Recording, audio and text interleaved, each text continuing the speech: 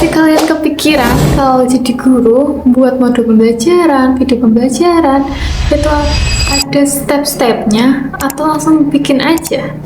Nah, ternyata dalam dunia pendidikan itu harus ada step-stepnya yang namanya model pengembangan. Terus di video kali ini kita akan bahas salah satu model pengembangan, yaitu model ADDIE. Tapi tenang saja, aku akan bahas santai, jadi biar kalian tuh cepat paham juga. Kita akan bahas dari pengertian, habis itu tahap-tahap, kelebihan, kekurangan, dan contoh. Dan semoga nanti di akhir video kalian benar-benar paham. Kak Gem, kata-katanya dong. Oke, singkat saja. Dari mana datangnya kecewa? Dari dia yang kau anggap segalanya. Paham?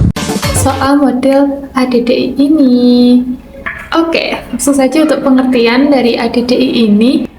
Itu sebenarnya model yang dipakai buat bantu kita bikin pembelajaran secara terstruktur.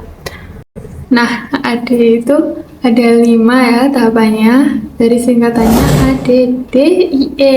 Yang pertama A, analyze, D, design, D lagi development, I, implementation, and terakhir E, evaluation.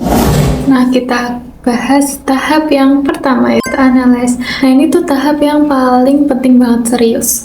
Soalnya di analyze ini kita harus tahu masalahnya kayak gimana, terus audiensnya itu seperti apa, contoh siswanya kayak gimana, kelas berapa, terus karakteristik mereka itu umumnya seperti apa, kemampuannya mereka ini udah di level berapa, habis itu mereka biasanya lebih cocok belajar yang bagaimana, seperti itu.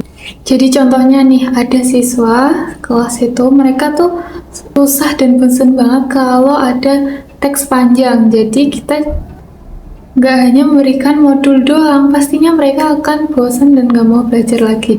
Tapi kita harus ngasih video pembelajaran, animasi, dan lain sebagainya yang memungkinkan mereka untuk lebih semangat lagi untuk belajar, seperti itu. Nah, setelah kita tahu masalahnya bagaimana, kita masuk ke tahap kedua, yaitu desain. Di sini kita mulai membuat rencananya seperti apa.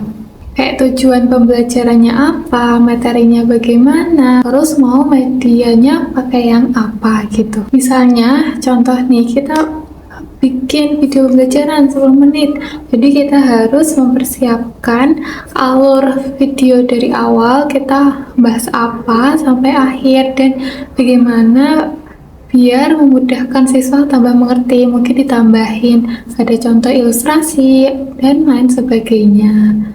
Lanjut kita ke tahap yang ketiga, yaitu development. Nah, kita udah rencanain nih tadi. Yang ketiga ini kita mulai eksekusi. Nah, di sini kita mulai bikin medianya. Kalau tadi dari contoh awal rencananya kita buat video pembelajaran, ya sekarang kita edit terus tambahin rekam suara kita tambahan gitu, dan video-video ilustrasi. Jadi intinya di development ini kita eksekusi langsung dari rencana yang tadi kita buat. Jadi kita masuk ke tahap keempat, yaitu implementasi. Implementasi ini, media yang sudah kita buat tadi akan dipakai langsung ke kelas pembelajaran mereka, bisa di kelas maupun di kelas online. Jadi kita melihat realita pada saat kita mengimplementasikan media atau bahan ajar ke kelas secara langsung. Jadi kita bisa, apakah siswa paham, apakah mereka tertarik, atau malah bingung dengan media yang kita sediakan ke mereka. Makanya tahap ini tuh sangat penting banget. Misal kita mengira buatan kita tadi itu udah bagus banget, ini udah tepat, tapi realitanya mereka kurang suka gitu. Jadi ini bisa menjadi tahap yang krusial banget gitu. Nah, lalu yang terakhir kita ke tahap kelima, yaitu evaluasi. Itu evaluasi. Nah, di tahap ini itu kita ngecek media kita itu kira-kira berhasil atau enggak.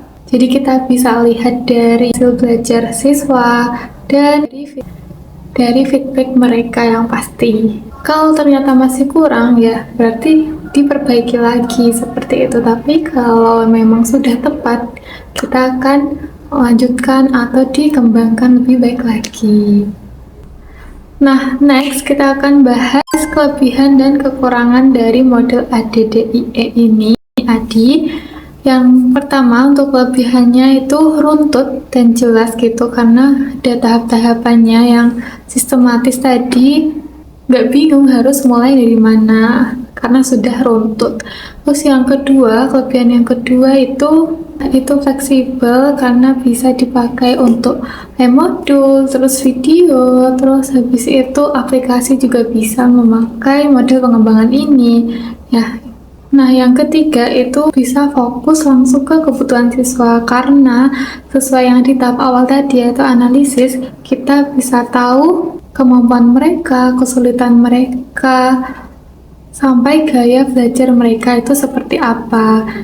Jadi media yang bagus itu bukan hanya sekedar bagus menurut guru, tapi juga sesuai dengan kebutuhan siswa.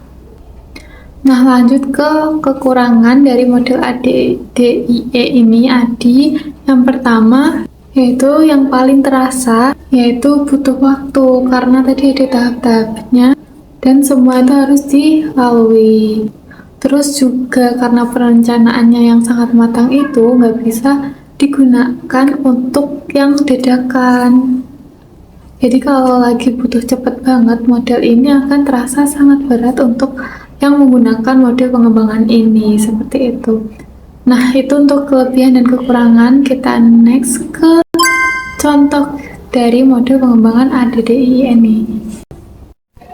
Misalnya, guru mau bikin modul untuk pembelajaran mandiri. Nah, tahap analisis dulu itu guru melihat kalau siswa sering bingung karena materi di buku terlalu padat dan susah dipahami.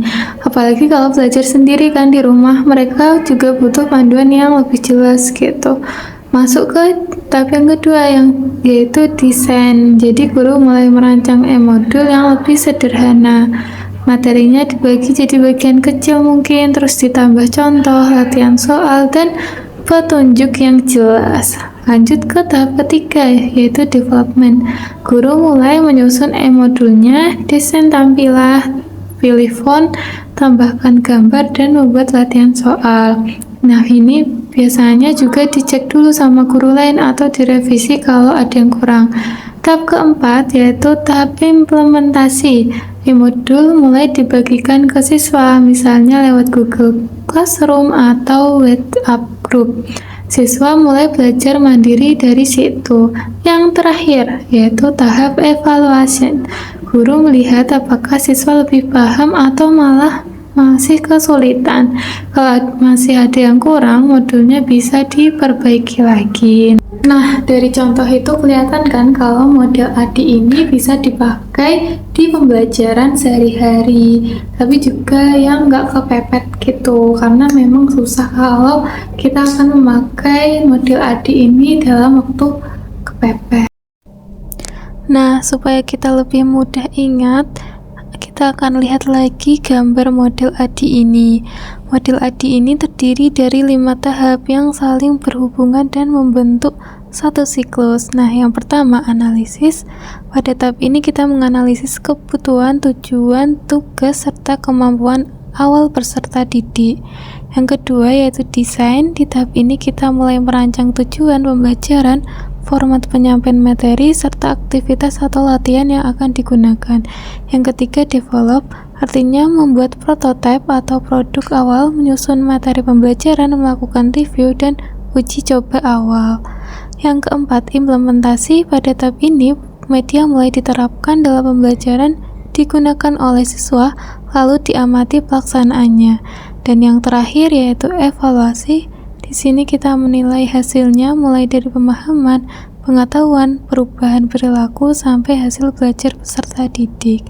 Jadi kalau diingat secara sederhana, analisis dulu kebutuhannya, lalu desain rencananya, kemudian kembangkan medianya, setelah itu diterapkan, dan terakhir evaluasi hasilnya. Jadi seperti itu gambaran dari model pengembangan ADI itu. Semoga kalian paham. Jadi kalau ada pertanyaan bisa tulis di kolom chat komentar, nanti aku akan jawab. Dan cukup aja seperti itu dulu pembahasan kita kali ini. Next kita akan bahas lagi ya. Bisa juga request di kolom komentar. Bye bye, jangan lupa like, subscribe, and share. Bye bye guys.